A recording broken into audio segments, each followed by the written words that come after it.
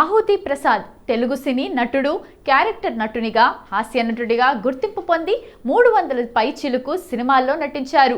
1983-84లో Madhu acting స్కూల్లో నటన నేర్చుకున్నాక విక్రమ్తో నటునిగా పరిచయమయ్యాడు.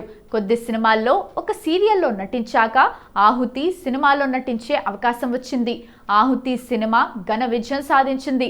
సినిమాలో ప్రసాద్ పోషించిన శంభు ప్రసాద్ పాత్రకు ప్రేక్షకుల్లో మంచి గుర్తింపు లభించి అప్పటి నుంచి ఆహుతి ప్రసాద్గా పేరొందాడు. ఆ తర్వాత అనేక సినిమాల్లో పోలీస్ పాత్రలు, రాజకీయ నాయకుని పాత్రలు చేశాడు. 1990లో పోలీస్ భార్య పునర్నిర్మాణం చేసి కన్నడంలో నిర్మాతగా మారి 3 సినిమాలు తీశాడు. తొలి సినిమా విజయవంతమైన, మిగతా సినిమాల పరాజయం పాలై అప్పుల పాలు చేశాయి. తెలుగులోనూ అవకాశాలు రాకపోవడంతో దాదాపు 4 సంవత్సరాల పాటు చాలా ఇబ్బందులు ఎదుర్కొన్నాడు. నిన్నే పెళ్లాడతా సినిమాలో కథానాయక తండ్రిగా చేసిన పాత్రతో తిరిగి సినిమా అవకాశాలు పెరిగాయి. ఆహుతి ప్రసాద్ 1958 జనవరి 2న కోడూరులో జన్మించారు.